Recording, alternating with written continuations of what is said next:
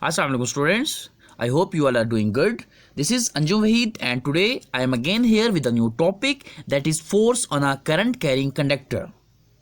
Dear students, as you all are very well familiar that whenever current is flowing through any wire, then there will be a magnetic field in its surrounding. Now, when you place this current carrying wire in any external magnetic field, there will be two fields. One field is the external magnetic field and the other one is the magnetic field produced by the current. Due to interaction of these two fields, there will be a force on the conductor, and this force is the force on a current carrying conductor.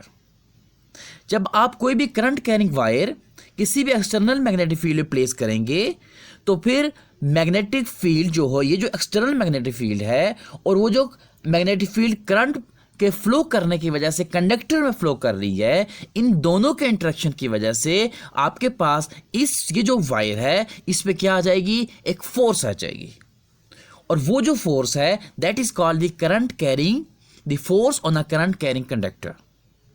Today we will discuss its relation and the parameters on which this force depends.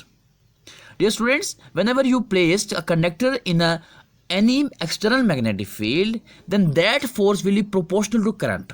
जितना ज़्यादा इस conductor से current flow करेगा इतना ही ज़्यादा इस पे force आएगी, क्योंकि देखें जितना ज़्यादा करंट फ्लो करेगा उतनी ज़्यादा मैग्नेटिक फील्ड प्रोड्यूस होगी और डेफिनेटली एक्सटर्नल मैग्नेटिक फील्ड के साथ इंटरेक्शन ज़्यादा होगा. So this force will be proportional to I.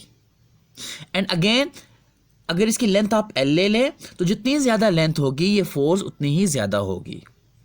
Now just combine this two equation, you will get F is proportional to I L, and to exterminate this sign you will get b. Here b is the sign of proportionality, or you can say it's the constant of proportionality. Okay, so F is equal to BIL. B होता है जो है ये magnetic flux density है. Okay dear students, ये relation उस वक्त hold करेगा जब आपके पास ये जो करंट कैरिंग वायर है ये आपने एक्सटर्नल मैग्नेटिक फील्ड के परपेंडिकुलर आपने प्लेस किया हुआ है.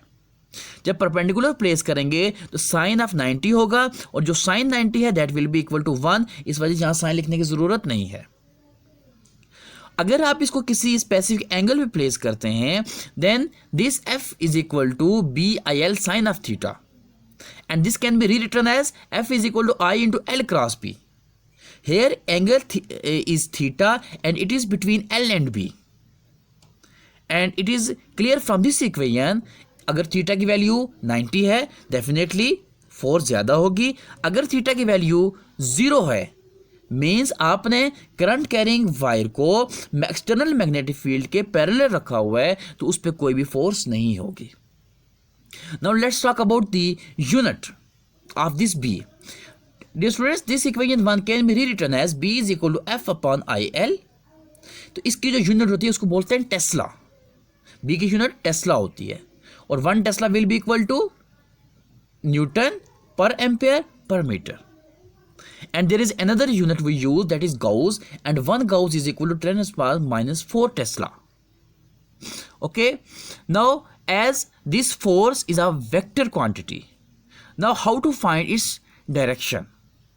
Dear students, we use Fleming left hand rule to find the direction of this force, as you have learned this in grade 10th.